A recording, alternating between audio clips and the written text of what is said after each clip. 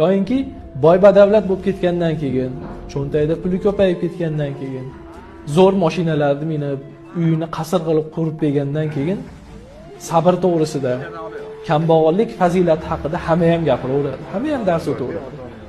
Chunki uni qalbi xotirjam, puli bor, qarzi yo'q, muammosi yo'q.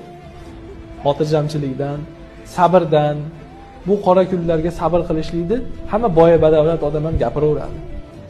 Haqiqiy mardlik nima desa, o'sha sabrdir. O'sha qanoatli bo'lishdi. Boriga shukr qilib, yo'g'iga sabr qilishlikni kambag'al odam, o'sha boshiga musibat tushib turgan, o'sha cho'ntagida puli yo'q odamlar, o'shanaqangi qimmatbaho mashinasi yo'q odamlar aytsagina maqsadga muvofiq bo'ladi. Ana o'shanda haqiqiy qolipga urgan bo'ladi. Chunki qorni to'q odam qorni och odamga bemalol aql o'rgatadi, sabr qilgan. Bir kun emas bir kun sen ham taom yeysan, qorning to'yadi.